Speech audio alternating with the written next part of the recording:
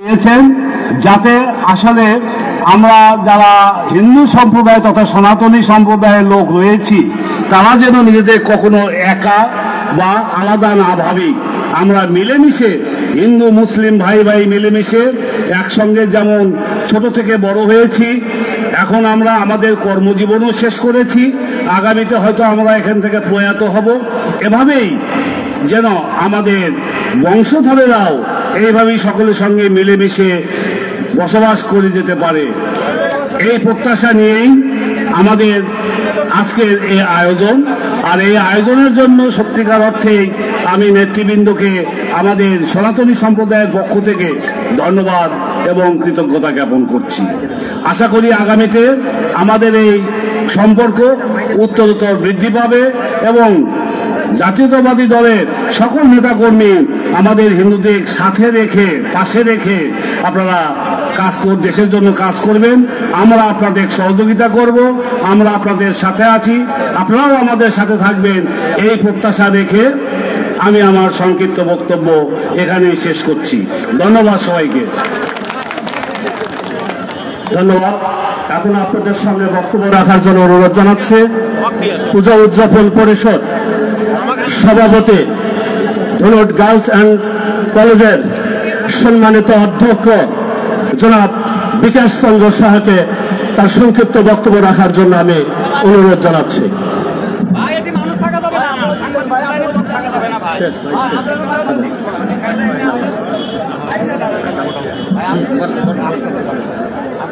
আজকের এই সম্প্রীতি সমাবেশের সম্মানিত সভাপতি, ধুনট পৌর বিএনপির সম্মানিত সভাপতি জনাব আলিবুদ্দিন হারুন মণ্ডল, আজকের এই অনুষ্ঠানে উপস্থিত প্রধান অতিথি, আমাদের এই আসনের বারবার নির্বাচিত এমপি মহোদয় জনাব গোলাম মোহাম্মদ সিরাজ এবং তার সঙ্গে উপবিষ্ট তার একমাত্র তনয়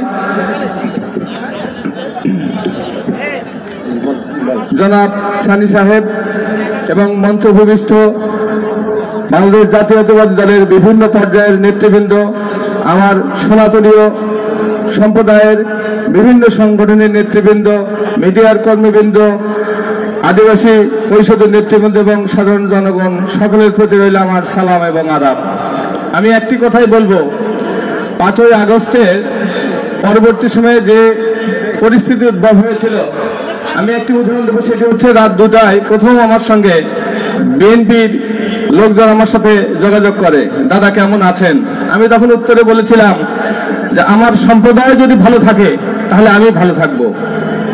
পরবর্তীতে জামাত এবং সকল দলীয় নেতৃবৃন্দের সঙ্গে আমার যোগাযোগ রয়েছে, অর্ধপর্যন্ত যোগাযোগ রয়েছে এবং আমি তাদের সঙ্গে খোলামেলা কথা বলেছি। আসলে আমরা চাই কি সম্প্রীতি, আমরা হিন্দু মুসলিম ভাই ভাই একসঙ্গে থাকবো, এটি আমার দেশ, আমি এদেশের নাগরিক, আমি কোথায় যাব? তবে ইদানিং একটি জিনিস আছে, সেটি হচ্ছে মোবাইলের যে বিষয়টা আমরা দেখি, ফেসবুক, আমরা সবাই ফেসবুক চালাই, আসলে ফেসবুকের সকল বিষয় কি সত্য? আসলে সত্য না। এই ফেসবুক দেখে দেখে আমরা কি করি, তার পিছে আমরা কমেন্ট করি, বিভিন্ন কমেন্ট করে আমরা কি করি, আমাদের গোষ্ঠীকে বা জনগোষ্ঠীকে বিভিন্ন ভাবে উত্ত্যক্ত করি এবং উত্ত্যক্ত করার উদ্দেশ্যে আমি যেটা মনে করি সেটি হচ্ছে এখানে আমার ব্যক্তিগত কথা, সেটি হচ্ছে আন্তর্জাতিক একটি রাজনীতি আছে। আমাদের কথা সেটি হচ্ছে আমাদের হিন্দু মুসলিম যদি এতে দাঙ্গা বাজায় দিতে পারে বা গন্ডগোল বাজায় দিতে পারে, তাহলে পার্শ্ববর্তী দেশ সেটির ফায়দা লুটবে।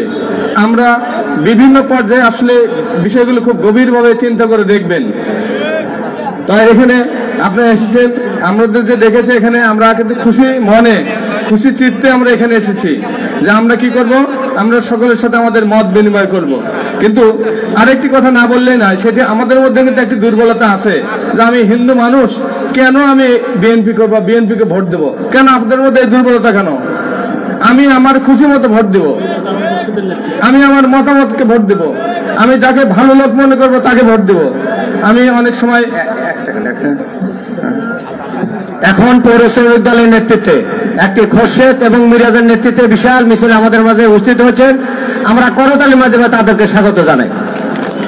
তো যাই হোক, আমি যে কথাটি বলতেছি সেটি হচ্ছে যে আমরা এখানে এসেছি কি সকলের সাথে মিলেমিশে থাকবো, তাহলে আমার তো এখানে সেটা হচ্ছে পরের বিষয়।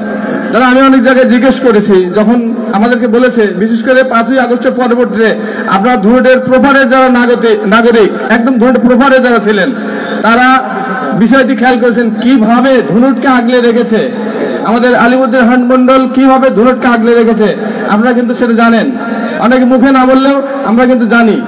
তো কাজেই আমরা চাই যে আমাদের নেতৃবৃন্দ এখানে এসেছে, ধুনটকে আরো উন্নয়ন হোক। আরেকটি কথা না বললেই নয়, সেটি হচ্ছে আমি আমার পক্ষ থেকে বলছি, সেটা হচ্ছে বিগত 15 বছরে আমরা বগুড়ার নাগরিক, বগুড়ার কি উন্নয়ন হয়েছে সেটা আপনারা ভালো করে জানেন। আমরা আশা করব যে আমাদের মাননীয় সংসদ সদস্য আছে, ধুনটের বিভিন্ন শিক্ষা প্রতিষ্ঠান আছে, প্রয়োজন অনুযায়ী যেগুলোর উন্নয়ন করা দরকার আপনি ধারাবাহিকভাবে হবেন, কারো কথা শুনবেন না, এটা হচ্ছে আমার অনুরোধ। আমার পক্ষ থেকে আমি সবাইকে বলে গেলাম বা সকলকে আমার পক্ষ থেকে আমি আমার সম্প্রদায়ের পক্ষ থেকে মেসেজ দিয়ে গেলাম। আর আমাকে এখানে কথা বলার সুযোগ করে দেওয়ার জন্য বিশেষ করে এই ধুনট পৌর বিএনপির সকল সদস্যকে এবং বিএনপির সকল সদস্যকে আমি আমার আন্তরিক কৃতজ্ঞতা এবং ধন্যবাদ জানাচ্ছি।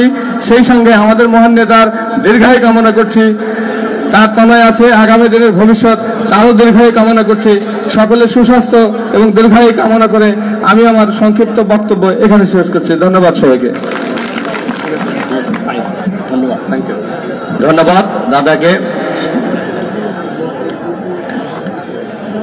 এখন আমি একটু কথা বলছি যে আমাদের আজকের এই কর্মসূচিতে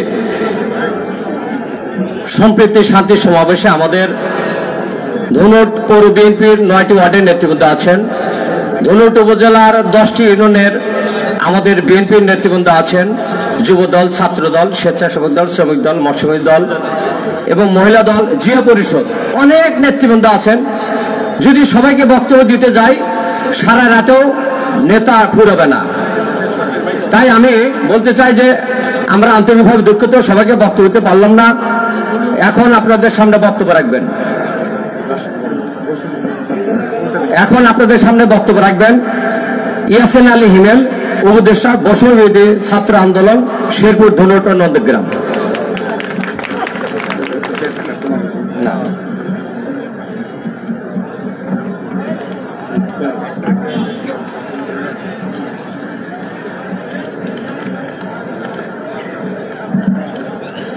লা ইলাহা ইল্লাল্লাহ মুহাম্মদ রাসূলুল্লাহ। সম্মানিত ধুনটবাসী, আসসালামু আলাইকুম। শুরু করছি বিজয় ডিসেম্বর 1971 সালে সকল বীর শহীদ গাজীদের স্মরণে এবং উপস্থিত আমার সামনে 2024 সালে অংশগ্রহণকারী আপনাদের সকলের সম্মানার্থে আমাদের পক্ষ হতে আন্তরিক ভালোবাসা ও রেড আর্মিদের প্রতি রেড স্যালুট। আমরা আমাদের শত্রু চিনতে পেরেছিলাম, বিধায় সকলে আমরা বিভিন্ন ধর্ম, বর্ণ, দলমত, মতাদর্শ একত্রিত হয়ে একসাথে 24-এর বিজয় ছিনিয়ে এনেছিলাম। এই অবস্থান ছাত্র জনতা সহ সকল পেশাজীবী মানুষের এ বিজয় সকলের। আমরা বাঙালিরা আন্দোলন করি, সাধারণত ব্যর্থ হই, আবার কখনো কখনো সফল হই, এবং সফল হওয়ার পরে আমাদের আর মনে থাকে না আমরা কেন আন্দোলন করেছিলাম। গত 13 জুলাই হতে আমাদের কার্যক্রম শুরু হওয়ার পর হতে আপনারা সকল শ্রেণী পেশাজীবী মানুষ আমাদের পাশে এসে সহযোদ্ধার কাতারে দাঁড়িয়েছেন, এজন্য আমরা আবারও কৃতজ্ঞতা প্রকাশ করছি। এবং এই কার্যক্রমের দ্বারাই আমাদের ধুনট ও শেরপুরবাসীর সম্মিলিত ও সম্প্রীতির প্রকাশ পায়। শোষণ ও মুক্তির জন্য শ্রেণী সংগ্রাম ও জাতীয় সংগ্রামকে দক্ষতার সাথে সুসমন্বিত করতে আমাদের সকলকেই ধৈর্য সহকারে সময় নিয়ে একত্রিত হয়ে সুসংগঠিত থাকতে হবে। 2009 সালে পিলখানা হত্যাকাণ্ডের মাধ্যমে আমরা আমাদের জাতির সুস্থ সন্তানদের হারিয়েছি, সেই সাথে বাংলাদেশ ফ্যাসিস্ট সরকারের বীজ রোপণ হয়েছে। এই হত্যাকাণ্ডের সঠিক বিচার এখনো আমরা পাইনি। আমাদের ভাবতেও অবাক লাগে 24-এর অভ্যুত্থানে গণহত্যায় এই দোসর বাহিনীর একজনকেও এ ব্যাপারে অনুতপ্ত হতে দেখিনি। কি ফিরবে, কে ফিরবে, কেন ফিরবে? লজ্জা করে না ফেরার কথা বলতে? 5 আগস্ট ছাত্র জনতার অভ্যুত্থানের মধ্য দিয়ে আওয়ামী ইন্টেলিজেন্সের সাবেক প্রধান ও সাবেক ফ্যাসিস্ট সরকারের প্রধানমন্ত্রী ভারতে পালিয়ে আশ্রয় নেন। এরপর থেকেই বাংলাদেশকে অস্থিতিশীল, ধ্বংস ও ছাত্র জনতার মহান এই অবস্থানকে ব্যর্থ করার প্রয়াসে ভারতীয় গণমাধ্যমগুলো সাম্প্রদায়িক দাঙ্গা বাঁধানোর জন্য নানা ধরনের উস্কানিমূলক অপপ্রচারে লিপ্ত। সেই সূত্র ধরে এখন পরাজিত অপশক্তি নিজ নিজ সম্প্রদায়ের মধ্যে দাঙ্গা বাঁধানোর চেষ্টা করে চলছে। 24-এর গণহত্যার বিচার শুধু গণহত্যার বিচারে নয়, সিরিয়াল কিলার হিসেবে ওনাদের বিচার হবে ইনশাল্লাহ।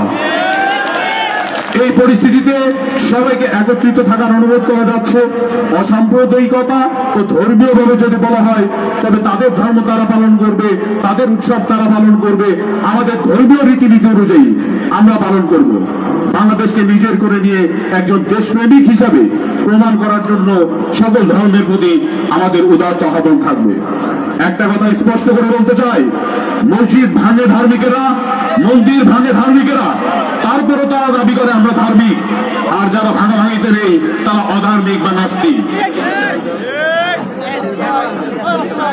এখনো বাংলাদেশের আনাচে কানাচে ৭১ বিরোধী চেতনা কাজ করে যাচ্ছে, যেটা এবার ১৬ ডিসেম্বর আমাদের নিজের চোখে দেখা। হতভম্ব হয়ে গেছে আমরা। ওই সকল কালপিটদের উদ্দেশ্যে বজ্রকণ্ঠে বলতে চাই, যদি মনে না চাই যেখানে ইচ্ছা যেতে পারেন, বাট আমাদের মাঝে ভ্রান্ত ধারণা সৃষ্টি করবেন না। যদি তাও না করেন তো রাস্তার সাথে পিছিয়ে ফেলা হবে ইনশাআল্লাহ।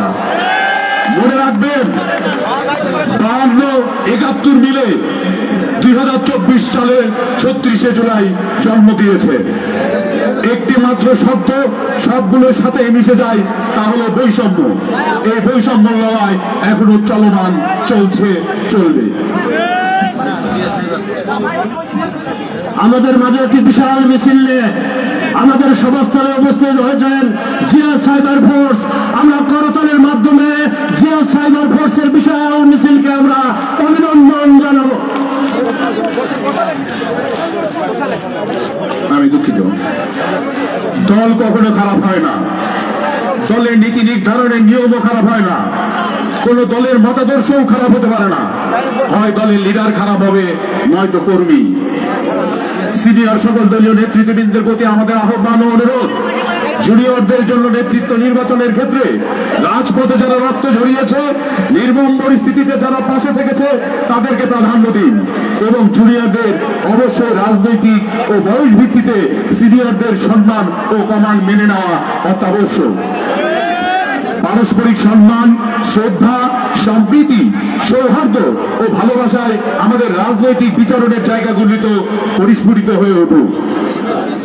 এই সম্প্রীতি ও সৌহার্দ্যের পথ ধরেই আমরা শেরপুর ধনুষ সহ সমগ্র বাংলাদেশে সকলের পাশাপাশি অবস্থান করে একটি সুন্দর আগামী সম্ভাবনাময় বাংলাদেশের প্রত্যাবর্তন করতে একসাথে একাত্মতা ঘোষণা করতে চাই।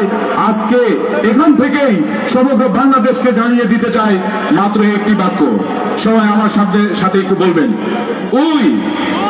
সবাই we are one, we are one, we are one. পরিশেষে পারস্পরিক ভালোবাসা ও সকলের সুস্বাস্থ্য কামনায় ছাত্র জনতার পক্ষ হতে আল্লাহু আকবার, ইনকিলাব জিন্দাবাদ।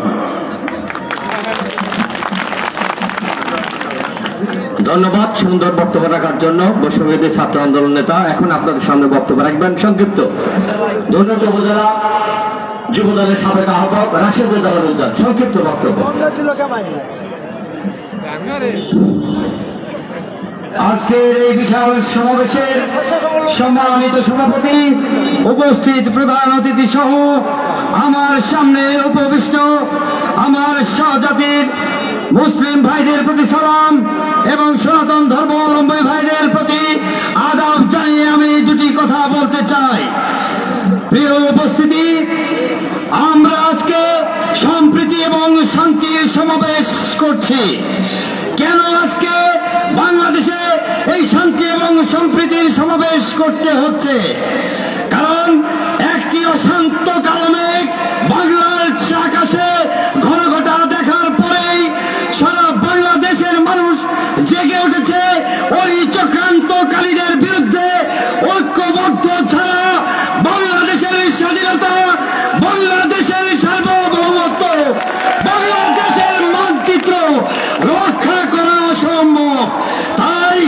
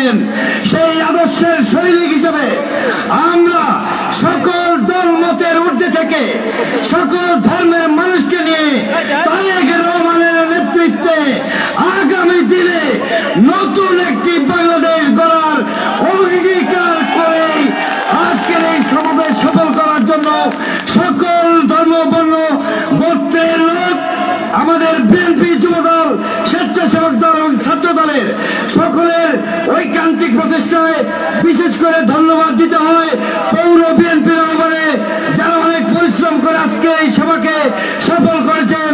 উপজেলা যুবদলের পক্ষ থেকে, ধুনটবাসীর পক্ষ থেকে সবাইকে আমার আন্তরিক অভিনন্দন এবং শুভেচ্ছা জানিয়ে আমার সংক্ষিপ্ত কথা বলা এখানেই শেষ করছি। শহীদ জিয়াউর হক, খালেদা জিয়া জিন্দাবাদ, তারুণ্যের অহংকার তারেক রহমান জিন্দাবাদ। সবাইকে ধন্যবাদ। আসসালামু আলাইকুম, আদাব। ধন্যবাদ রাশেদ জামান উজ্জ্বলকে। এখন আপনাদের সামনে সংক্ষিপ্ত বক্তব্য রাখবেন মধ্যবরী ইউনিয়ন পরিষদের সাবেক চেয়ারম্যান, ধুনট উপজেলা বিএনপির সাবেক সিনিয়র সহসভাপতি মাহমুদ রহমান ফিরোজ ভাইকে সংক্ষিপ্ত বক্তব্য রাখার জন্য বিশেষভাবে অনুরোধ করছি। বিসমিল্লাহির রহমানির রহিম।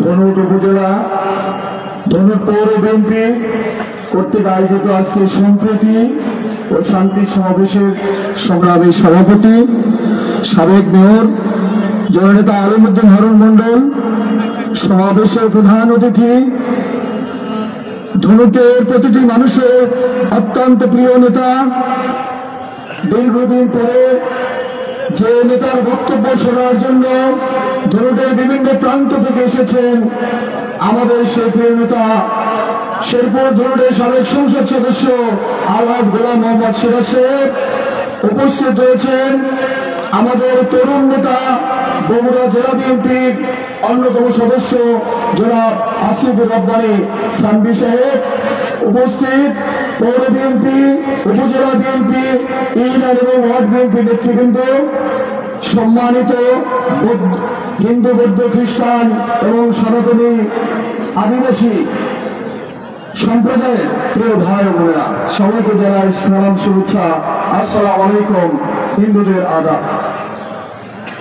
শেখ হাসিনা আজকে একটি দুর্বার গণ আন্দোলনের মুখে বাংলাদেশ থেকে লজ্জাজনক ভাবে বিদায় নিয়ে আজকে ভারতের মাটিতে নরেন্দ্র মোদীকে ব্যবহার করে আজকে বাংলাদেশের সনাতন ধর্মাবলম্বী ভাই বোনদেরকে একের পর উস্কানি দিয়ে যাচ্ছে। ভাই বোনেরা, গত বিজয় দিবসে নরেন্দ্র মোদী একটি টুইট দিয়েছে, বাংলাদেশের বিজয় দিবসে একটি উনি ইয়ারকি নিয়েছেন 1971 সালে যে মহান মুক্তিযুদ্ধের বিজয় নাকি হয়েছে ভারতের, আজকে কিসের আলামত?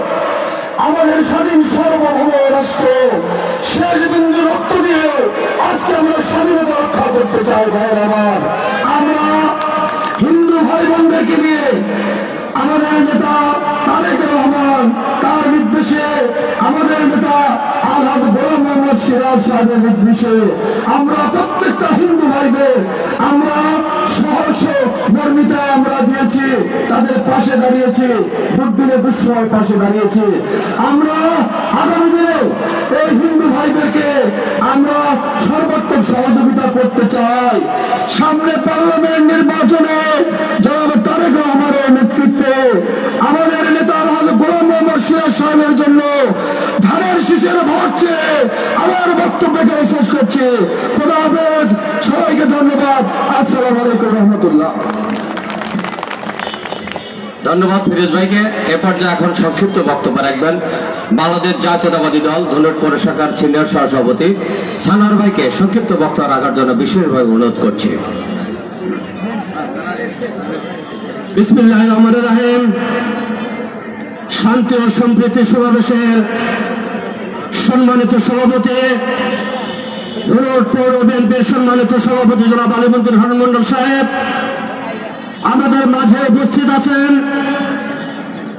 ধুনট শেরপুরের মাটি ও মানুষের নেতা, গণমানুষের নেতা, সৎ মানুষের প্রতীক, সর্বজন শ্রদ্ধেয় ব্যক্তি, হিন্দু মুসলমান বৌদ্ধ খ্রিস্টান সকল দলের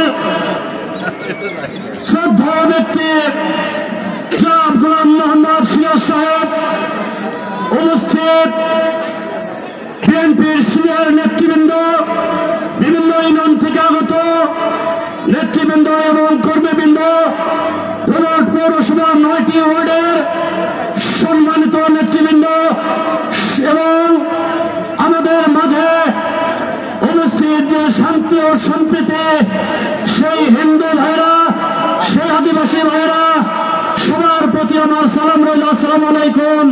হিন্দু ভাইদের প্রতি রইল নমস্কার। আজকের জনসভা প্রমাণ করে বাংলাদেশ একটি সম্প্রীতির দেশ, বাংলাদেশ একটি শান্তির দেশ। আমাদের আওয়ামী লীগ সরকার এই দেশ থেকে চলে যাওয়ার পরে কিছু ষড়যন্ত্রকারী বাংলাদেশে হিন্দু মুসলমানদের মধ্যে একটি দাঙ্গা বাজানোর জন্য ষড়যন্ত্র করে যাচ্ছে। সম্মানিত উপস্থিতি, আজকের জনসভা প্রমাণ করে আমরা হিন্দু মুসলমান ভাই সব স্থানে এক জায়গায় বসবাস করি। ওই সমস্ত ষড়যন্ত্রকারীদের বলবো, আপনারা দেখে যান হিন্দু মুসলমান ভাইরা এক জায়গায় বসে তার সমাবেশ করছে। বাংলাদেশ একটি শান্তির দেশ, সম্প্রীতির দেশ। এই সমস্ত রক্ষা করার দায়িত্ব বাংলাদেশের জাতীয়তাবাদী দলের শহীদ প্রেসিডেন্ট জিয়াউর রহমানের আদর্শের সৈনিকদের। পরিশেষে আজকের অনুষ্ঠানের আসার জন্য এবং প্রধান অতিথি মহোদয় সহ সবাইকে ধন্যবাদ জানিয়ে আমি আমার বক্তব্য শেষ করছি। খুদা হাফেজ। বাংলাদেশ জিন্দাবাদ। শহীদ জিয়াউর রহমান, খালেদা জিয়া জিন্দাবাদ, তারুণ্যের তারেক রহমান জিন্দাবাদ, শান্তি ও সম্প্রীতি জিন্দাবাদ। ধন্যবাদ সানার ভাইকে। এখন আপনাদের সামনে বক্তব্য রাখবেন বগুড়া জেলা বিএনপির সম্মানিত নির্বাহী সদস্য, শেরপুর উপজেলা বিএনপির সম্মানিত নির্বাহী সদস্য, ধনুর শেরপুরের আগামী দিনের ভবিষ্যৎ, আপনাদের প্রিয় নেতা আসিফ সিরাজ রাব্বানী আপনাদের সামনে মূল্যবান বক্তব্য রাখবেন। আপনারা সবাই করতালি দেন, করতালি।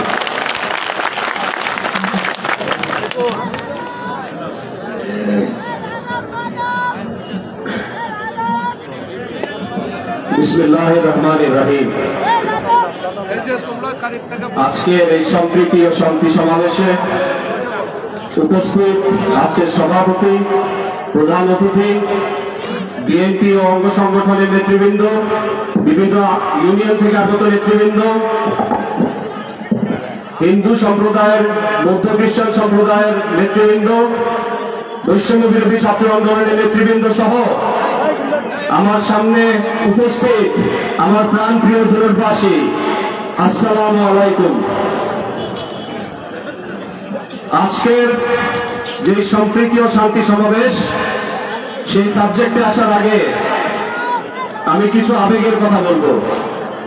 ধুনটের মাটিতে আসলেই কিছুটা আবেগ তাড়িত হয়ে যায়, তাই আবেগের কিছু কথা আপনাদের সাথে না বললেই নয়। ধুনটের মাটি আমার দাদা শহীদ গোলাম রব্বানীর স্মৃতি বিজড়িত এই ধুনটের মাটি। আজ এখানে এসে আমার কিশোর সময়ের কথা মনে পড়ে গেল।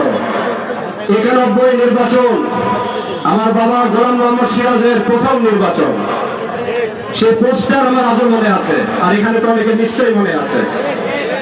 সেই পোস্টারে যেমন ছিল আমাদের party president, founder president Zia Rahman সাহেবের ছবি, এবং আরেকদিকে ছিল আমার দাদা মরহুম গোলাম রব্বানীর ছবি। আমার বাবার ওই নির্বাচনে পরিচিতি ছিল দুটো। একটি সে বাংলাদেশ জাতীয়তাবাদী দল বেগম খালেদা জিয়ার মনোনীত প্রার্থী, ধানের শীষের প্রার্থী, আর আরেকটি হচ্ছে উনি গোলাম রব্বানীর সন্তান। আমাদের বাড়ি যদি আসল বাড়ি যদিও বা শেরপুর, কিন্তু উনি শেরপুরে কিন্তু হেরে গেছিলেন। তাকে সংসদে পাঠালেন কারা?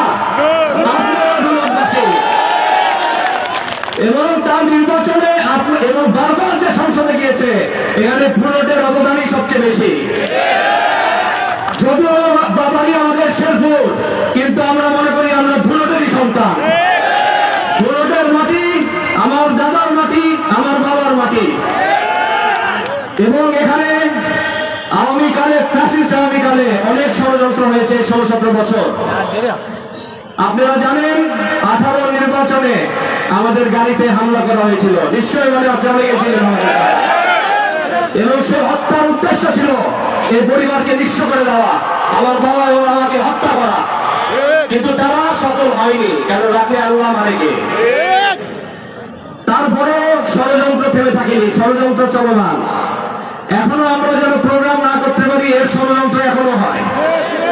কিন্তু আপনাদের বলতে চাই, সেই ষড়যন্ত্রকারীদের উদ্দেশ্যে বলতে চাই, শহীদ গোলাম রব্বানী যেই শেকড়, যে গাছ রোপণ করে গেছে যুগের পর যুগ, সেই শেকড় এতটা গভীর ও বিস্তৃত লাভ করেছে আপনাদের ভালোবাসা ও সমর্থনের কারণে। সেটা উপরে ফেলা সম্ভব নয়, উপরে ফেলতে দিবেন আপনারা। তাই বলতে চাই যে গোলাম রব্বানী পরিবার জনতা রুখবে তাদের সাধ্যকার। তাই দুলটবাসী, আমি এবং আমার পরিবার আপনাদের কাছে চিরঋণী ও চিরকৃতজ্ঞ। আমাদের জন্য দোয়া করবেন যেন এইভাবে আপনাদের পাশে আমরা থাকতে পারি। এবং আমাদের রাজনীতির মূল শক্তি হচ্ছে আমাদের সততা। আমরা সততার সাথে রাজনীতি করার চেষ্টা করি এবং আপনাদের পাশে থাকার চেষ্টা করি। কোন চিটার বাটপারি রাজনীতি আমরা কখনো করি নাই, করব না। জনগণের সম্পদ লুটের রাজনীতি আমরা করি নাই, কখনো করব না। আপনাদের পাশে নিয়ে সততার সাথেই আমৃত্যু রাজনীতি করে যাব ইনশাআল্লাহ। প্রিয় উপস্থিতি, আমি 71 দেখিনি, আমি 24-এর গণ অভ্যুত্থান দেখেছি। আমি 71-এর নির্মমতা, বর্বরতা এবং অন্যায় অবিচার দেখিনি। আমি 24-এর ফ্যাসিস্ট হাসিনা রেজিমের আইনঘর অন্যায় অত্যাচার দেখেছি। স্মরণ করি শ্রদ্ধার সাথে এই গণ অভ্যুত্থানের নায়কদের, শহীদ আবু সাইদ, শহীদ মুগ্ধ, শহীদ ওয়াসিম সহ যারা নিহত হয়েছেন, যাদেরকে হত্যা করা হয়েছে বন্ধুরা বা প্রিয় ভাইয়েরা আমার, সেই সাথে আরো আহত হয়েছে আরো অনেকে, দৃষ্টিশক্তি হারিয়েছেন আরো অনেকে।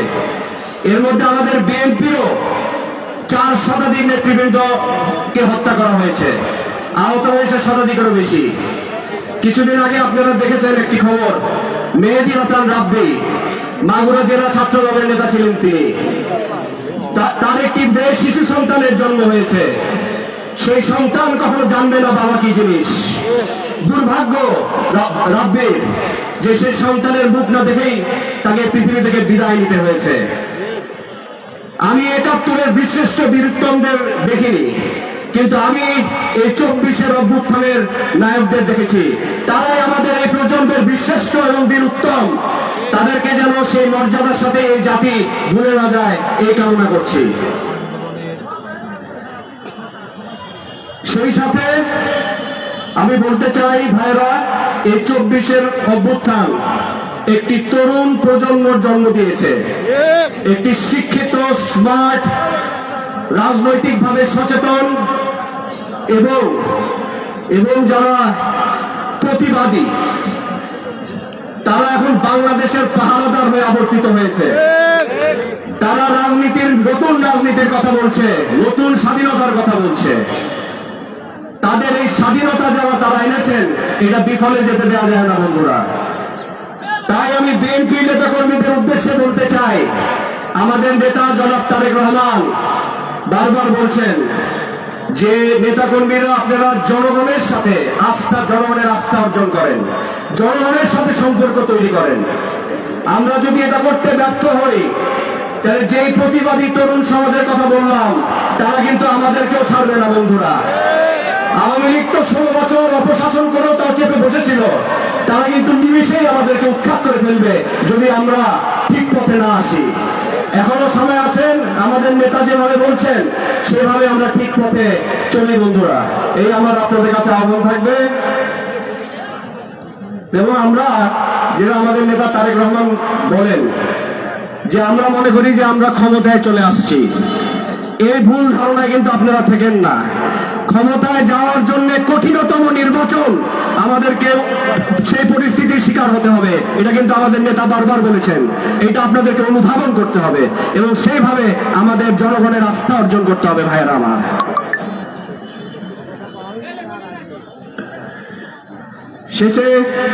পরিশেষে আজকের সম্প্রীতি ও শান্তি সমাবেশে আমি বলতে চাই, কোন দেশের জনগণই উগ্রবাদকে সমর্থন করে না।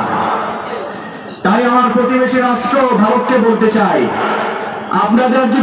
আপনাদের উদ্দেশ্য যদি হয়ে থাকে ওই ফ্যাসিবাদী হাসিনাকে আবার পুনর্বাসন করবেন, তাহলে ওটা ভুলে যান। হাসিনা ও তার ফ্যাসিবাদী সরকার মিউজিয়ামে চলে গেছে, শত শত বছর আর ফিরবে না। এবং তাদের নিয়ে ইতিহাসবিদরা ফ্যাসিবাদের গবেষণা করবে, ওখানেই তাদের এখন স্থান। তারা রাজনীতির পথে কোনোদিন ফিরতে পারবে না বন্ধুরা। এমনকি ভারতের আরেক বৃহৎ দলের নেতা রাহুল গান্ধী মোদীর উদ্দেশ্যে বলেছেন যে উনি ধর্মে ধর্মে লড়াই করান, বলেছে না, ধর্মে ধর্মে লড়াই করান। সেই ধর্মে ধর্মে লড়াই করার উদ্দেশ্যই ছিল বাংলাদেশে। সেই কারণে আমার আইনজীবী ভাই আলিফকেও হত্যা করা হলো, সাইফুল ইসলাম আলিফ। কত ধরনের উস্কানি দেওয়া হলো, কিন্তু কোনো কাজ হয় নাই। আমার হিন্দু সম্প্রদায়ের ভাইরা, চাচারা, কাকারা বলে গেছেন যে বিএনপি তাদের পাশে দাঁড়িয়েছে এবং এরকম কোন ঘটনাই তারা করতে জানে, তারাই আজকে বলেছে। তাই আমরা হিন্দু, মুসলিম, বৌদ্ধ, খ্রিস্টান ভাই ভাই, এই দেশের সার্বভৌমত্ব ও স্বাধীনতার রক্ষার্থে আমরা এক ও ঐক্যবদ্ধ। এবং কোন উগ্রবাদী উস্কানি আমাদের সম্প্রীতি নষ্ট করতে পারবে না ভাইয়েরা আমার।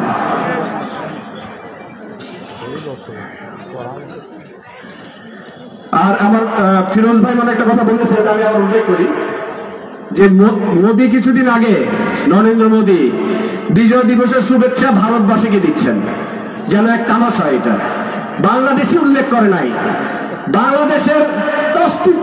বাংলাদেশের অস্তিত্বকে উপেক্ষা করে উনি বক্তব্য দিয়েছেন, যেটা কখনোই কাম্য নয়।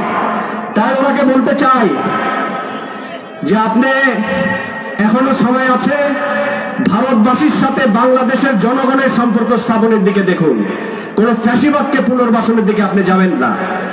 আমার মনে হয় তারা কিছুটা উপলব্ধি করতে পেরেছে।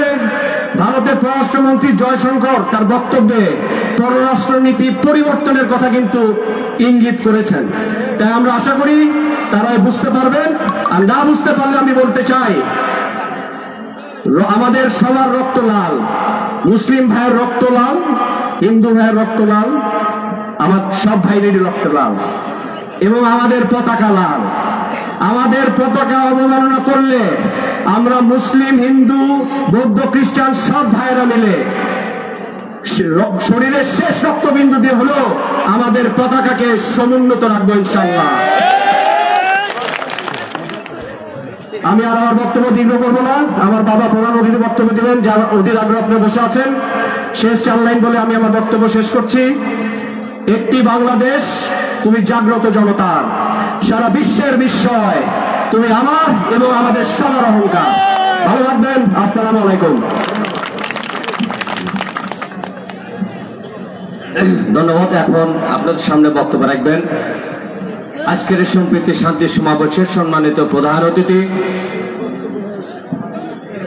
ধনুর শেরপুরের সাবেক সংসদ সদস্য, বগুড়া সদরের সাবেক সংসদ সদস্য, বগুড়া জেলা বিএনপির সংগ্রামী সাবেক আহ্বায়ক, বর্তমান বগুড়া জেলা বিএনপির সংগ্রামী উপদেষ্টা, আপনাদের আমাদের প্রিয় নেতা জনাব গোলাম মোহাম্মদ সিরাজ ভাই এখন আপনাদের সামনে বক্তব্য রাখবেন।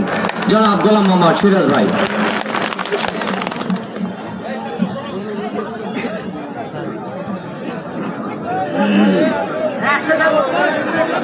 আমার ক্যামেরা করে যাবেন তো, সব করে যাবেন না, শোনেন না লোক।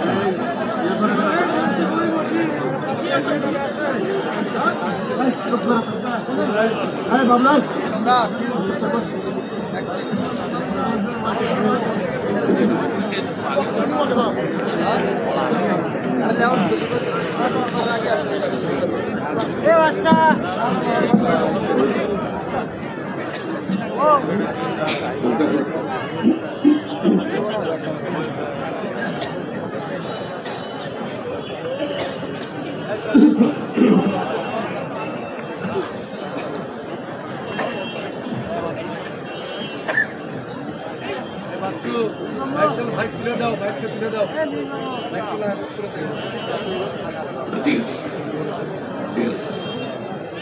বিসমিল্লাহির রহমানির রহিম।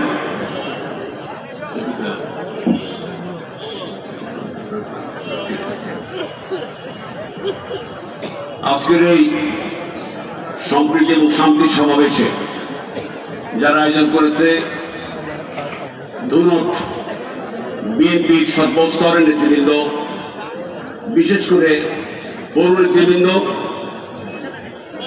এই আজকের এই জনসভায় উপস্থিত রয়েছেন আমাদের সভাপতি, যিনি পৌর বিএনপির সভাপতি আমাদের আলিমুদ্দিন ভাই, উপস্থিত রয়েছেন আজকে যাদের জন্য আজকে অনুষ্ঠান, আমাদের হিন্দু, বৌদ্ধ, খ্রিস্টান এই সম্প্রদায়ের নেতৃবৃন্দ, আদিবাসী নেতৃবৃন্দ, ছাত্র আন্দোলনের নেতৃবৃন্দ, উপস্থিত রয়েছেন আমাদের বিএনপির উপজেলা পর্যায়ের এবং সকল অঙ্গ সংগঠন এবং 10টি ইউনিয়ন থেকে আগত সকল নেতৃবৃন্দ, ভাইয়েরা এবং বোনেরা, আমি সবাইকে আমার পক্ষ থেকে এবং আমার নেত্রী দেশনেত্রী বেগম খালেদার পক্ষ থেকে, আমার নেতা তারেক রহমানের পক্ষ থেকে আপনাদের সবাইকে সালাম জানাচ্ছি। আসসালামু আলাইকুম, আদাব নেবেন। বিশ্ব স্বৈরাচার হাসিনার পতন নতুন প্রজন্মের অবদান। আমি যখন জুলাই আগস্ট অভ্যুত্থানের পরে, আমি যখন পরে না ঠিক সেই ক্ষণেই আমি ঢাকায় ছিলাম, আমি দেখেছি, ঘুরেছি পুরো ঢাকা শহর, দেখেছি সব দেওয়াল অঙ্কন, দেখেছি সমস্ত ছেলেদের মেয়েদের গ্রাফিতি, দেখেছি অঙ্কন, দেখেছি 16টি বছরের যে ছবি দেখে অভ্যেস, যে মূর্তি দেখে অভ্যেস, সেই পরিবার, শেখ হাসিনা, তার বাবা, তার গোষ্ঠী, সকল তার পারিপার্শ্বিক যে চোর বাটপাররা, তাদের সমস্ত ছবি দেখতাম। আওয়ামী লীগের এক দর্শনের ছবি দেখতাম। সারা বাংলাদেশ ঘুরেছি আমি, কোথাও এই ধরুন সহ কোথাও আওয়ামী লীগ ছাড়া কোন পোস্টার কেউ দেখেছেন? কেউ দেখেন নাই। সেই দেখে আমরা অভ্যস্ত। আমরা কিছুটা দিশারা হয়ে গেছিলাম যে এটাই বোধহয় দুনিয়া, এটি বোধহয় শেষ, শুরু আর হবে না। সেই শুরু করেছিলাম আমরা বিএনপি এবং সমস্ত বিরোধী দল যারা ছিলাম আওয়ামী লীগ ছাড়া। 16টি বছর আমরা কষ্ট করেছি, আমার নেতা কর্মীরা কষ্ট করেছে। কোর্টের বারান্দায় লক্ষ লক্ষ আসামি আমাদের হাঁটতে হাঁটতে জীবন দিয়েছে, ঘর ছেড়েছে, কর্ম ছেড়েছে, সংসার ছেড়েছে, জেল খেটেছে, গুম হয়েছে, খুন হয়েছে। আমরা শেষ খেলাটি আমাদের বাচ্চা ছেলেরা, বৈষম্য বিরোধী বাচ্চা ছেলেরা যখন শুরু করলো, তখন বিশ্বাস করতে পারিনি আমি যে 18, 20, 22, 25 বছরের বাচ্চারা আমাদের মুক্তি দেবে। এখনো চিন্তা করে বিশ্বাস হয় না, এটা সত্য। চোখ বন্ধ করে জিজ্ঞেস করি, কিন্তু আসলে মন বলে সত্য, অবশ্যই সত্য কিনা, সত্য কিনা। আজকে আমরা মুক্ত। ওই দেওয়াল অঙ্কন, ওই রঙিনের অঙ্কন গুলো, ওই গ্রাফিটি গুলো দেখে আমার বয়স কমে গেছে, আমার শরীর রোগ বাড়াই কমে গেছে, আমার মনের ফুর্তি বেড়ে গেছে। মানুষের চেহারা দেখি, তাদের দেখে বড় আনন্দ উৎফুল্ল হয়ে যায়। আমার নেতা কর্মীরা হাসছে, কত কষ্ট করেছে তারা, কিন্তু এখন তাদের ঘরে খাবার নাই, অন্ন নাই, বস্ত্র নাই, কষ্ট করেছে। তাদের মুখে হাসি দেখি, কারণ তারা আজকে মুক্ত, দেশটি আজকে মুক্ত, আলহামদুলিল্লাহ।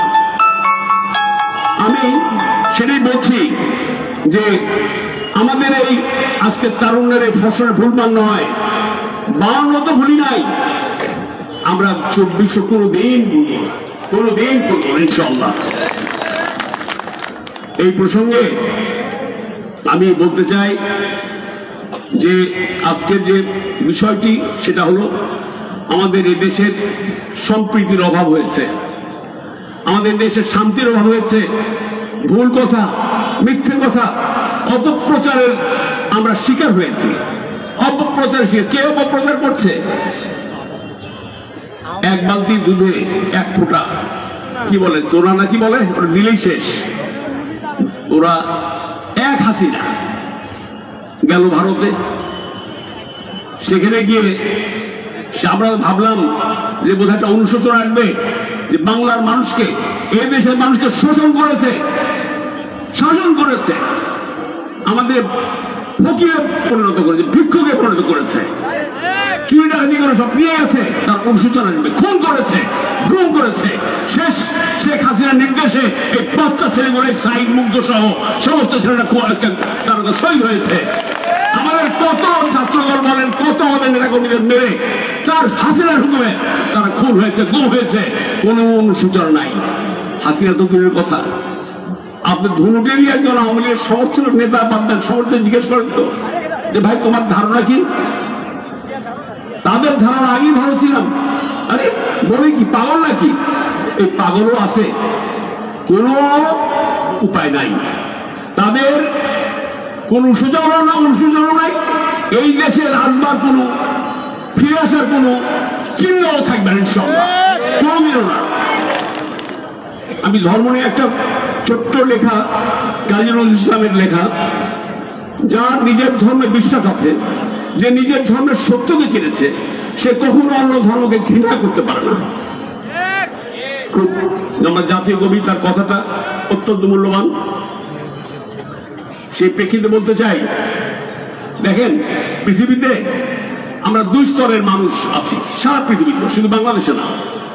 একটা হলো ধর্মে বিশ্বাসী, আরেকটা হলো ধর্মে অবিশ্বাস করে, তাদেরকে আমরা বলি নাস্তিক। ধর্মে যারা বিশ্বাস করি, যারা মুসলমান, হিন্দু, বৌদ্ধ, খ্রিস্টান, তারা সৃষ্টিকর্তায় বিশ্বাস করি। আমাদের কিন্তু আমরা এক গোত্র, অবিশ্বাসীর এক গোত্র, কিন্তু অবিশ্বাসীরা খুব ছোট্ট একটা মাইনরিটি, আমরা অনেক বেশি মেজরিটি। তো আমি মনে করি আমাদের মধ্যে আসলে কোনো বিভেদ নাই। এই যে সমস্ত বিভেদ সৃষ্টি করেছে এদের চক্রান্ত, এবং এই চক্রান্তগুলো দেখেন কিভাবে আওয়ামী সন্ত্রাসীরা কিভাবে চক্রান্ত করে গেল, করছে এখনো। সেটা হলো তারা এই যে সেদিন আপনার চিন্ময় করে ইস্কন করে আপনার মেরে ফেললো আমাদের সাইফুল ইসলাম আলিফকে, তাকে মেরে ফেলে ষড়যন্ত্র, সোজা কথা। তাকে মেরে ফেলার পরে ভাবলো এই বুঝি মুসলমানরা সব হিন্দুদের জয় করে ফেলবে। হয়েছে কি? একটা ঘটনা ঘটেনি। এই দেশের মুসলমানদের ধৈর্য সংযম পরীক্ষা দিয়েছি আমরা, এক কথাই শেষ। এই পরীক্ষায় ভারত ফেল করেছে, হাসিনা ফেল করেছে, ইসকন ফেল করেছে। আমরা দেখিয়েছি যে মুসলমানরা তারা সংযমী এবং ধৈর্যশীল। এই পরীক্ষা দিয়ে আমাদের ইন্ডিয়াকে আমরা তাক লাগিয়ে নিয়েছি। আমার আমি কিন্তু আজকের সম্প্রীতি সমাবেশে আমি হিন্দু, বৌদ্ধ, খ্রিস্টান আমাদের বিভেদ হয়েছে আমি বিশ্বাস করি না। আমি বরঞ্চ আজকের অনুষ্ঠানে যে কথা বলতে চাই, ভাইরা, ঐক্য ফাটল ধরেছে মুসলমানদের মধ্যে, আমাদের মধ্যে। এই বিভাজন হাসিনা দায়ী 80%, 80% হাসিনা দায়ী। কারণ সে 16 বছর আমাদের 90% মুসলিম সব বাংলাদেশে 100% মুসলমানদের মানুষের মধ্যে এই বিভাজন সৃষ্টি করে সে ক্ষমতায় ছিল। একে অপরের সাথে যুদ্ধ লাগিয়ে দিয়ে যেভাবে হোক এটাকে আমাদেরকে এই বন্ধুত্বকে নষ্ট করবার চেষ্টা করেছে, এবং সে সাকসেসফুল। আর 20 ভাগকে কেন করলো? আমরা আমাদের ইসলাম ধর্মের যে বড় আলেম সাহেবরা আছে তারা করেছে। কিছু মনে করবেন না, আলেম সাহেবদের আমি দোষারোপ করছি না। আমি আমি বলছি আপনাদের কিছু সংখ্যক কেন আজকে দেখেন তাবলীগ জামাতের সবচেয়ে একটা সুন্দর অনুষ্ঠান মুসলমানের ঐক্যের অনুষ্ঠান, সেই অনুষ্ঠানেও আপনার দুটি গ্রুপ হয়ে যাচ্ছে। উদাহরণ দিচ্ছি, 7 গ্রুপ তারা 4 জন মুসল্লিকে মেরে ফেললো। কেন এটা হবে? আমরা তো এত দিনগুলো দেখিনি। আপনারা যদি বলেন যে 7পন্থীর মধ্যে 7পন্থীদের মধ্যে আওয়ামী লীগ ঢুকেছে, ভারত ঢুকেছে, বুঝলাম ভারত ঢুকেছে, আওয়ামী লীগ ঢুকেছে, আমরা মুসলমানরা কেন ঢুকবো? কেন তাদের কথা আমরা চলবো? আমরা মুসলমান, আমাদের ধর্ম এক, আমরা কোরআন হাদিস এক, আমরা নামাজ পড়ি একভাবে, ঈদের নামাজ পড়ি, শুক্রবার নামাজ সব এক, কিন্তু মিলতে পারি না। এই দুঃখটা কাকে দিবেন? আজকে আলেমদের মধ্যে এত ভাগ কেন? এই ভাগের দায়িত্ব কার? যদি বলেন রাজনীতিবিদদের, না, রাজনীতিবিদদের নয়। এই ভাগ হলো এই দেশের যারা আলেম ওলামা, শ্রেষ্ঠ যারা বিদ্যান আলেম ওলামা আছেন, তাদের কাজ। আপনারা আসেন, আপনারা সমাজকে ঠিক করেন, মুসলমানদের ঐক্যবদ্ধ করেন, এবং আমাদের যদি ঐক্যবদ্ধ না করেন তাহলে ভারত সুযোগ নেবে এবং এক হাসিনার জন্ম দিয়েছে, শত শত হাসিনা ভারত সৃষ্টি করবে। সাবধান হয়ে যান, যতক্ষণ ঐক্যবদ্ধ না হবো। আমরা ঐক্যবদ্ধ হলে আমাদের দেশে হিন্দু বৌদ্ধ খ্রিস্টান কারো গায়ে টোকা পড়বে না, আমরাই তো ভাড়াদার। আরেকটি কথা, হিন্দু ভাইদের কেন ভাড়া দিতে হবে? ডক্টর ইউনূস সাহেব ভালো কথা বলেছে। উনি বলেছে যে আমাদের হিন্দু ভাইদের ভাড়া দিতে হবে কেন? তারা তো সম অধিকার, তাদের অধিকারকে বঞ্চিত করলেই তো ভাড়া দিতে হয়। তাদের অধিকারকে 100% অধিকার তাদের নিশ্চিত করতে হবে। ইয়েস, সনাতন হিন্দু ভাইদের আমি বক্তৃতা শুনেছি, তারা 8 দফা একটা পেশ করেছে সরকারের কাছে, 8 দফা দাবি। আমি 8 দফা পড়েছি। 8 দফা কিছুই লাগবে না যদি আমরা 8 দফার মূল কথা হলো যে আমার হিন্দু ভাইদের বা মাইনরিটি বা বৌদ্ধ খ্রিস্টান যারা আছে, বিশেষ হিন্দু ভাইদের, তাদের যদি অধিকার নিশ্চিত করি কনস্টিটিউশনে এবং সরকার যদি পদক্ষেপ নেই, তাহলে 8 দফার সমস্ত আপনার ফুলফিল হয়ে যায়, কিছুই লাগবে না। তাহলে ভাইরা সময় না ফাইন ভাই আমার,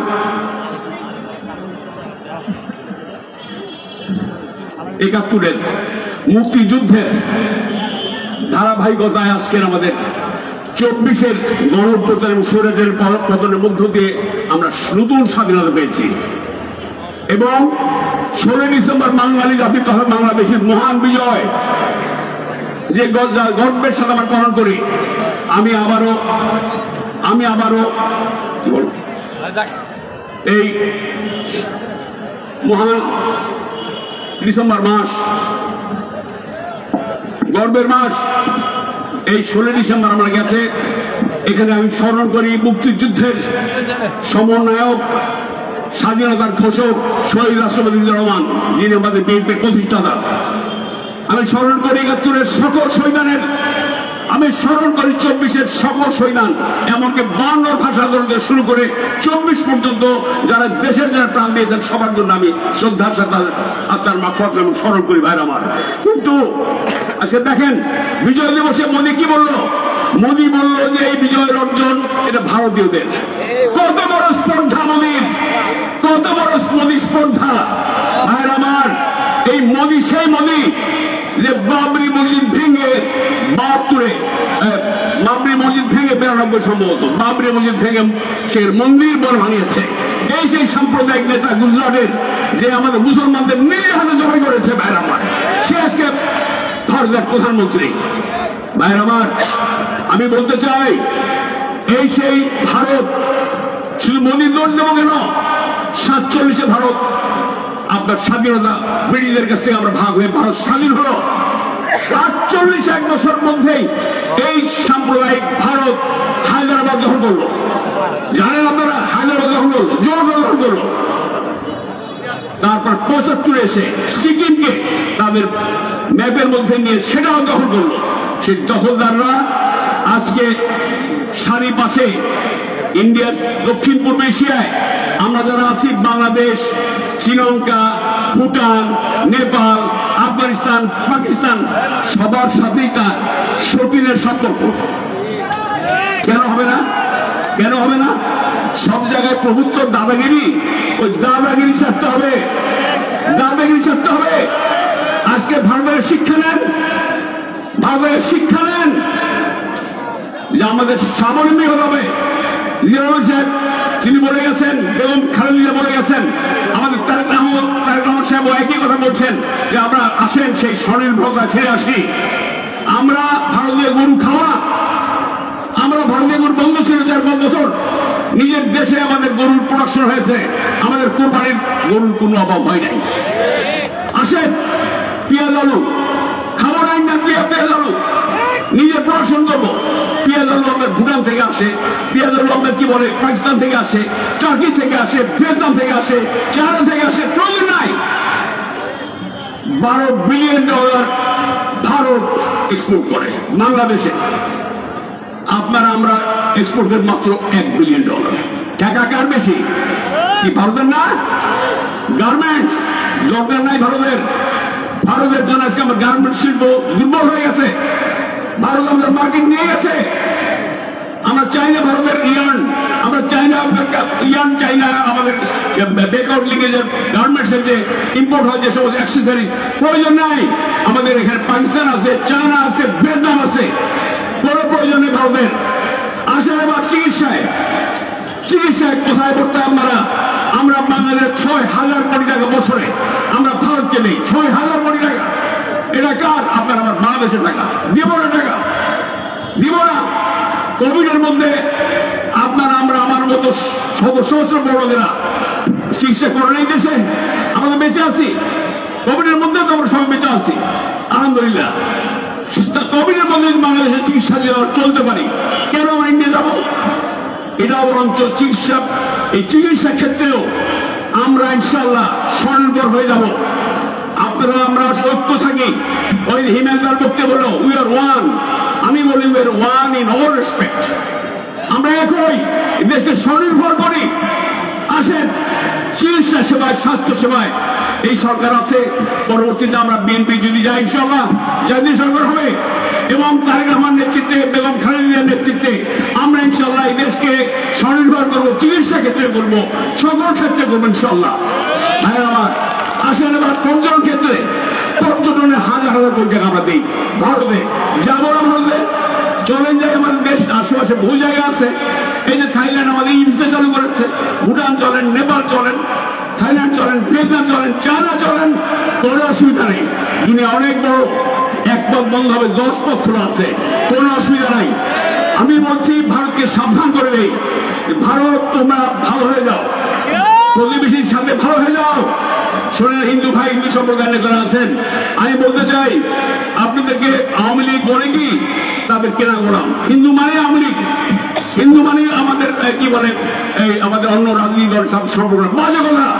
হিন্দু মানে আপনার ভারতের লোক। নেপালে 81% মানুষ হিন্দু, 81% মানুষ হিন্দু, আর ভারতে 80% হিন্দু। নেপালে A to Z 81% Hindu, anti Indian. কেন অ্যান্টি ইন্ডিয়ান জানেন? ওই নেপালকেও তারা গলা চিপে রাখে। অতএব ভারতের সাথে কেউ নাই। আপনার মালদ্বীপের যে রাষ্ট্রপ্রধান মজদু, অল্প একটু জায়গা, দ্বীপের মালিক ভারতকে থাপ্পড় লাগিয়ে দিয়েছে যে ইন্ডিয়ান সৈন্য আমার দ্বীপের মধ্যে ফুটিয়েছে মসজিদ কোথায়। আমাদের বর্তমান সরকারের প্রধান উপদেষ্টা শুরু দেশেই বলেছে, ভারতকে বলেছে, তুমি যদি আমাদের ডিস্টার্ব করে বাংলাদেশকে, তোমার 7 সিস্টার্স ডিস্টার্ব হয়ে যাবে। এক ধমকে কাজ, আমরা ধমক জানি, ধমক দিতে হবে। হাসিনার মতো কণ্ঠ আপনার ছেলেটা করলে হবে না, কণ্ঠ রোধ করেনি হাসিনা হচ্ছে ওদের সেবাদাস, হাসিনা ছিল ইন্ডিয়ান চোর। সো আমাদেরকে এখন সেইভাবে চলতে হবে। আর আমার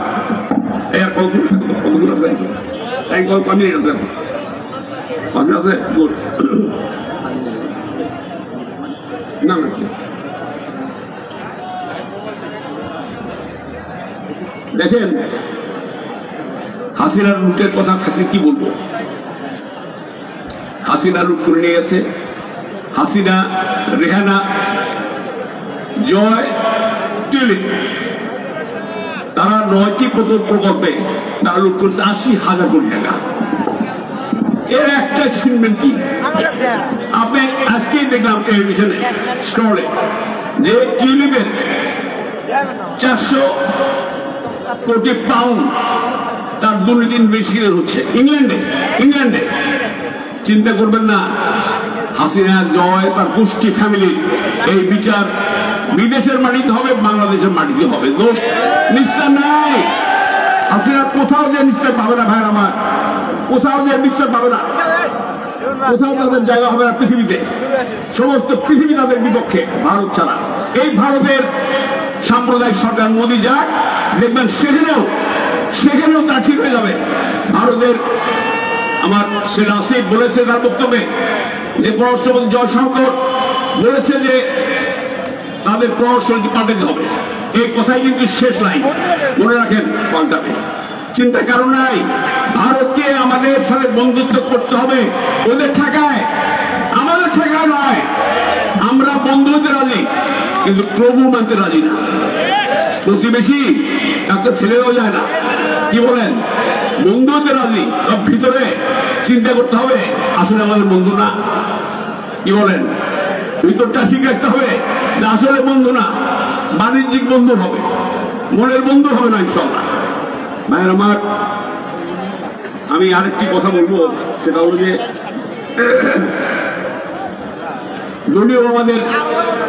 দলীয় শৃঙ্খলা ব্যাপার আমার কর্মীরা এখানে অনেকে আছে, সেজন্য বলবো যে দলীয় শৃঙ্খলা ঠিক রাখতে হবে। আমাদের নেতা তারেক রহমান সাহেব কঠিন ভাবে বলছে যে কোনোভাবে দখলদারি, চাঁদাবাজি, কোন রকম অবৈধ ব্যবসা করা যাবে না। যদি কেউ অবৈধ ব্যবসা করে থাকে তার এই দলের স্থান নাই। বহু বড় নেতারা বহিষ্কার হয়েছে। আমি ঘোষণা করতে চাই তারেক রহমানের পক্ষ থেকে, যদি যারা অবৈধ ব্যবসা করে থাকে এর তদন্ত সাপেক্ষে বিচার আমরা করবো ইনশাল্লাহ। এই অবৈধভাবে আমরা কাউকে বিএনপির কোন নেতা কর্মীকে আমরা এটা করতে দেবো না। ভাইয়ের আমার, সবচেয়ে বড় কথা হলো যে আমার নেতা কর্মীরা অনেকে বলে যে ভাই নির্বাচন কি আপনি করবেন? সে কি না না ছেলে করবে, আপনি করবেন নাকি ছেলে করবে? আমি বলি যে মুশকিল, প্রশ্নটা খুব কঠিন, তাই না? অনেকের মনে প্রশ্ন না যে ভাই আপনি করবেন না ছেলে করবে। এখানে একটা মজার ব্যাপার আছে। মজার ব্যাপারটা হলো বাবা, সব বাবারাই, এখানে সবাই বাবা, সব বাবারাই ছেলে যদি বাবাকে হারায়, ছেলের কাছে যদি পরাজিত হয়, সেটা হলো বাবার জন্য জয়। ছেলে যদি হেরে যায়, সেটা বাবার জন্য পরাজয়। এটা হচ্ছে বাবার কথা। আমি জানি যে আগামী নির্বাচন আসলে আমরা শেরপুর থ্রুটের জন্য আমিও আবেদন করব, আমার ছেলেও করবে, শেরপুর থ্রুটের আরো আমাদের 1 ডজন নেতা করবে। তবে শেষ কথাটা হলো যে দলটাকে নমিনেট করবে। আমি গোলাম মোহাম্মদ সিরাজ কথা দিচ্ছি, আমি তার জন্য জান দিয়ে খাটবো যদি বেঁচে থাকি। সে আমার ছেলে হতে হবে না, আমার ছেলে হতে হবে না ভাই, যাকে নিবে তাকে খাটবো। বাট শেষ কথাটা আর একটা আছে, সেটা হলো যে আমি ইন্টারভিউ বোর্ডে আমিও অ্যাপ্লাই করবো, আমার সন্তান অ্যাপ্লাই করবে, আসিফ সিরাজ রাব্বানিও চাইবে, আমিও চাইবো। আমার মনে হয় যে এখানে আমার নেতা কর্মীদের মধ্যে আমার বয়সীরা আমার পক্ষে থাকতে পারে, তবে মেজরিটি বোধ আমার ছেলের পক্ষে মনে হয়। আওয়াজটা এরকমই। তো যাই হোক, আমি সবার কাছেই দোয়া চাই, আমাদের বিএনপির জন্য, আমাদের সবার জন্য, আমার নেতা তারেক রহমানের জন্য, আমার নেতৃত্বের দেশের খালেদা জিয়ার জন্য। আর একটি জিনিস, আমার পাগল নেতা কর্মীরা একটা তাদের জন্য একটা কবিতা নিয়ে আসছে। কবিতা, একটা কবিতা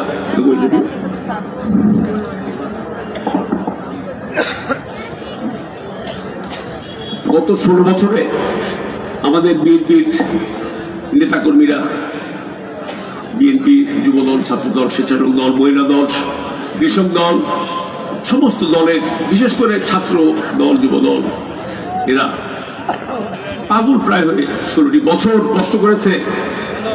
তাদের ভিতরে ক্রন্দন আছে, দ্রোহ আছে, শান্তি আছে, কষ্ট আছে।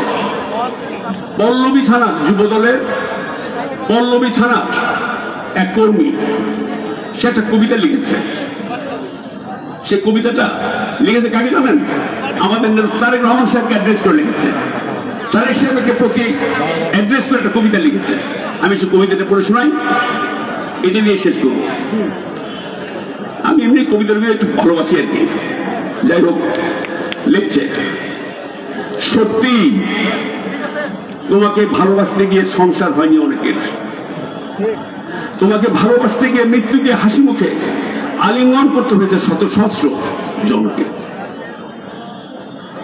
সত্যি তোমাকে ভালোবাসতে গিয়ে সংসার হয়নি অনেকের, তোমাকে ভালোবাসতে গিয়ে মৃত্যুকে হাসি মুখে আলিঙ্গন করতে হয়েছে শত সহস্র জনকে।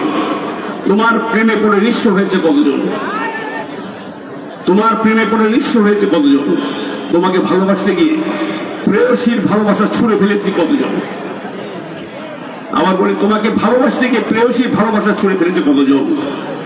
যার ক্লাস হোম অফিসার, বড় ব্যবসায়ী হবার কথা ছিল, সে এখন মাউন্ডেলে হয়ে পথে পথে ঘুরে বেড়ায়। কত কষ্টের কথা, খুব কষ্টের কথা। দেখা হলে ভালো থাকার অভিনয় করে শুধু তোমার জন্যে, তবুও ভালোবাসি বিরহে প্রেমিকার চাইতে বেশি, তবুও তোমার জন্যে, তবুও ভালোবাসি বিরহে প্রেমিকার চাইতেও বেশি। তারেক রহমানের কাছে আমাদের একটু কর্মী এই জন্য আমি এইগুলি শেষ করছি। সবাইকে আসসালামু আলাইকুম।